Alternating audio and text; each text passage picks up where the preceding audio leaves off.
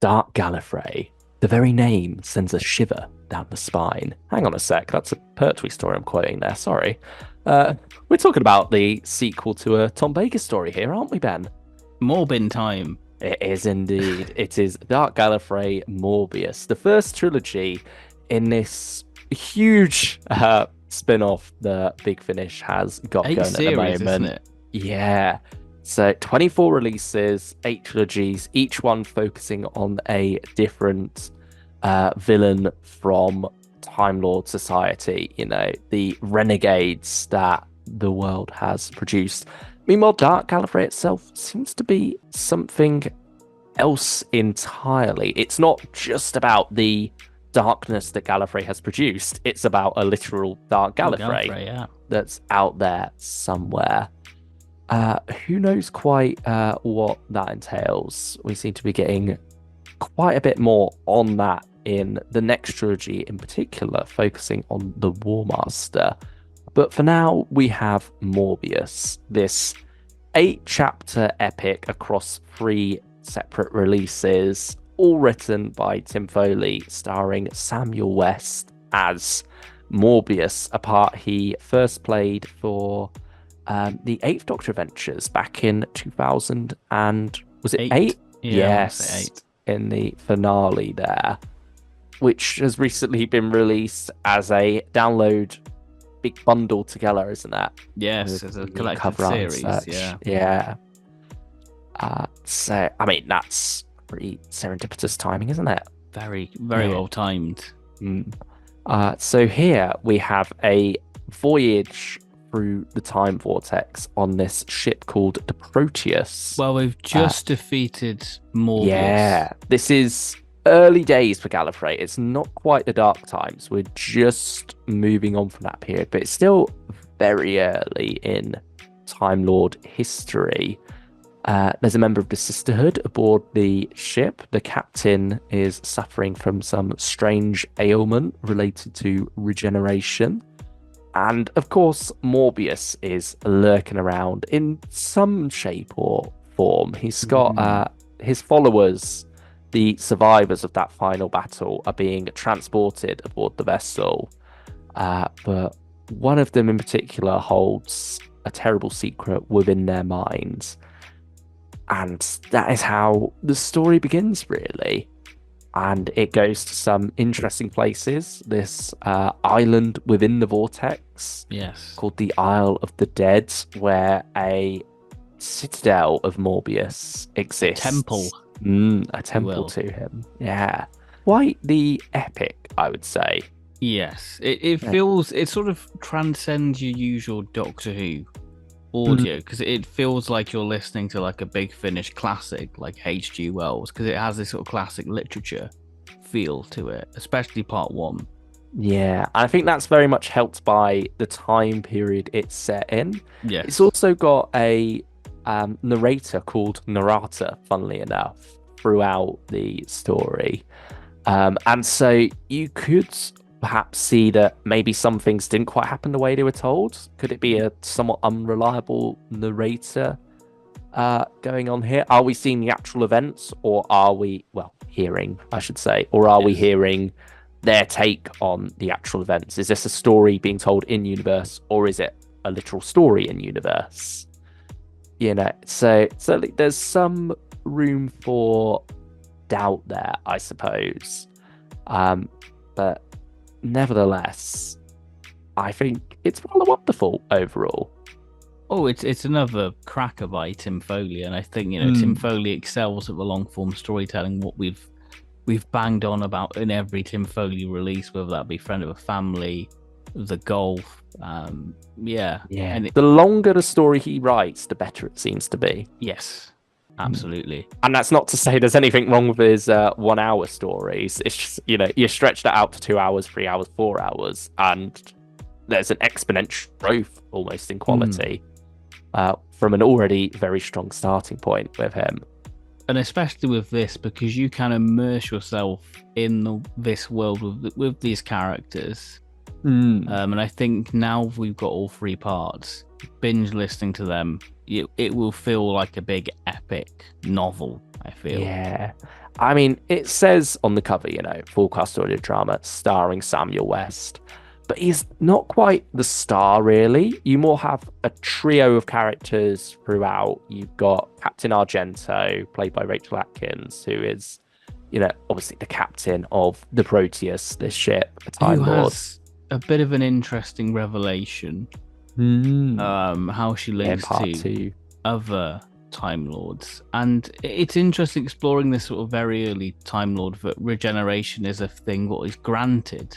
The world building here with that is very fascinating. It's brilliant.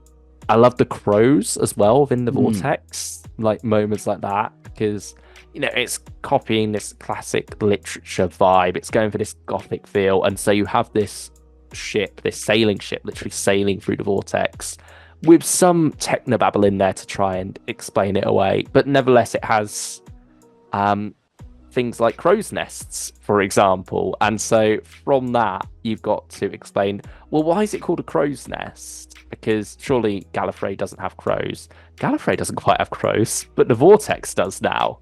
And so it's wonderful how well thought out parts of this are like that from Tim Foley. And yeah, it certainly gives it I want to say, season 14/13 vibe, which makes sense because, you've got Morbius. Not only that, but also quite a bit of State of Decay as well in there. Yes, very much. There's, if you like those sort of stories, then this is in a similar vein to that. The other members of our trio are Gilda, played by Lara Lemon, who is the sister of the Flame, who's been granted passage aboard the ship. And then you have Mr. Middlewich, played by Hywell Morgan, who is, he's the first mate of the ship. He's sort of the middleman, isn't he? Yeah. He's the one who's sort of the go-between between the crew and the captain, because the crew don't really trust the captain because this is a completely, as far as I know, captain to them. Yeah, new captain. Yeah, new way of running things. The captain, as far as I know, died in the battlefield. Yeah, and so I think there's a fascinating dynamic there, and Middlewich does go through some interesting stuff in part 2 where his loyalties are tested.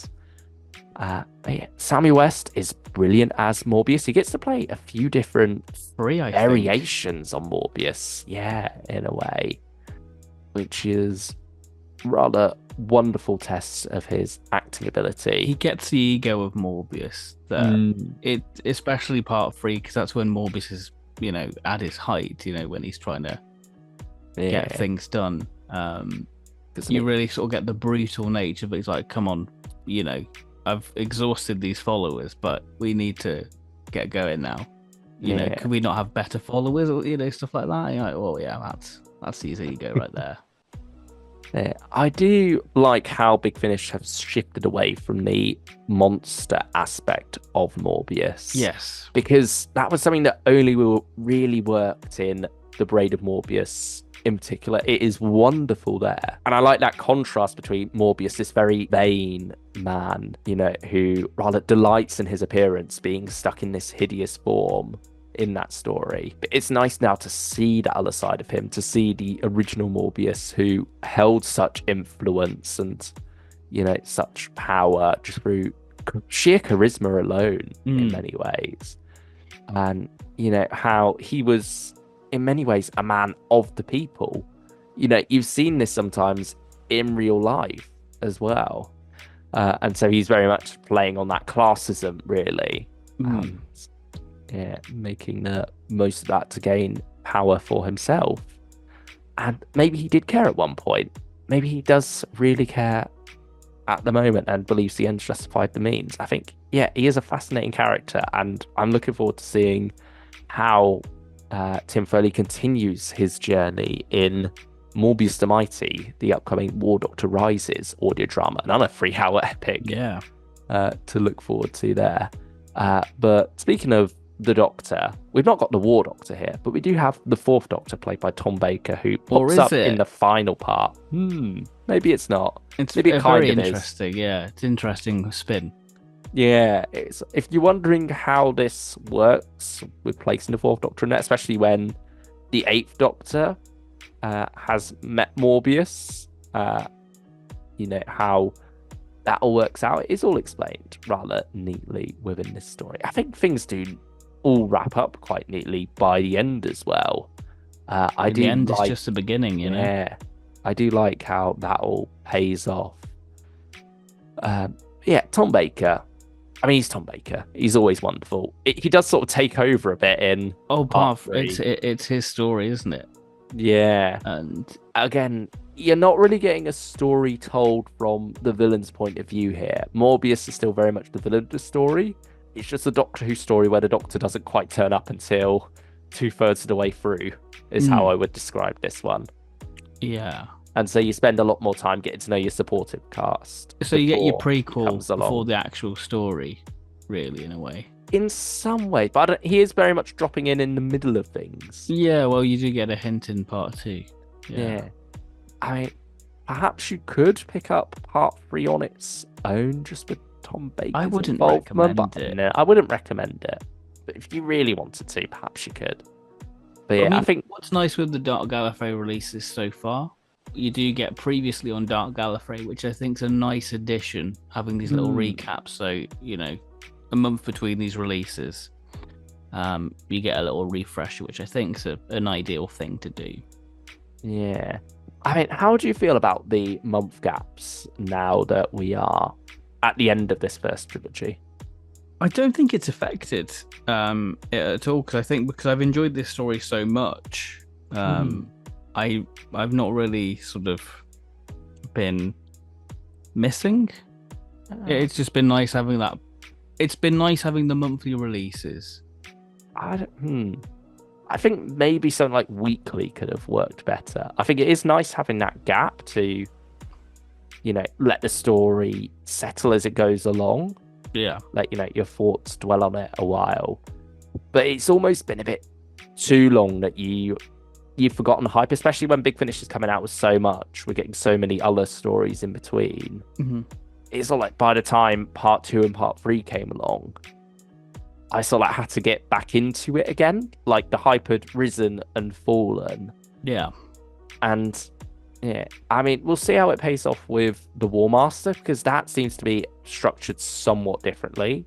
They seem to more be designed to stand alone and release alone. But yeah, with this, I do feel like it hampered it slightly. But I mean, for those of you who are watching this review wondering, is it worth me picking this up? That's not going to affect you now, because it's all out there. You'll be able to binge through it all at once. And we now can do that as well. If we ever re-listen to this, we can just go through it in one go. So that's more of a short-term issue in terms of releasing it, but it's not an issue with the story as such. For you, it wasn't an issue, so no, it's subjective. I think it was good because we just sort of finished Sontaran versus Rutan, so it was nice to have another monthly thing to get into. Yeah. See, I think that works a bit better as a monthly thing. Oh yeah, I agree. Each one stands, and that's why I think the War Master will function a bit better as well in that respect. Yeah, I think the structure of this doesn't lend itself to the monthly thing, but I think having the recap, does. Does aid it. The recap is great, and I think they should consider doing that on more releases. That definitely would have helped with releases like Stranded, for example. Absolutely. Those big box sets. I mean, I'm surprised they didn't do it for The Last Day Part 2. I thought they would have done which, that. Recently released. But yeah, Dark Gallifrey, Morbius. How are we feeling about this overall? What's our what rating are we resting on? I think it's one of my favourites of the year. So I'm tempted to go 8.5. I think I'm going to go a solid 8. Oh, nice. Yeah, I did really enjoy this one. And I'm looking forward to what more Dark Gallifrey has to offer as it goes on. Because certainly it was something that was intriguing us for quite a while. It was an unknown quantity. What actually is this going to be like? And in some ways, we still don't quite know, because it seems each one's going to be rather different from the I previous. mean, there's been breadcrumbs. John Dorney's hinted that we're going to see the Shining Man again. Yeah, we've got hints at future characters that could appear in the series. So I think it's exciting to know where we're going. We've got a few little breadcrumbs. I think that is one unfortunate thing about this story for me is that there is a fair bit of setup in there. Mm-hmm. And in some ways, that almost distracts from the A plot of this, particularly in part two. I think that was weighed down a bit by, oh, this looks like it's set up for something that's coming. Especially when part one was so clear of that. Yeah, and much more about, setting up the Morbius trilogy itself. Let us know what you think of Morbius if you've listened in the comments below. If you haven't listened, how are you feeling about Dark Gallifrey? Is it something that you're interested in? Is the huge price of entry something that's putting you off? Because, yeah, I mean, for 24 releases, it's a hefty bundle price to go for. Obviously, you can go smaller bundles or just buy individual releases, but, that adds up over time if you do end up getting them all. Big Finish can be expensive, can't it? I think it's a wonderful hobby. Yeah, and it brings us joy because we can talk about it, share opinions with all you lovely people. It's not even complaining as such. No. It's more just, it's just a fact. It's just a fact, and we love it. Yeah, we do love our Big Finish. We're too far down the rabbit hole now. We're too 10 far years, gone. 10 years down this rabbit hole. And I don't think we're stopping anytime soon. Absolutely not. Thank you all for watching.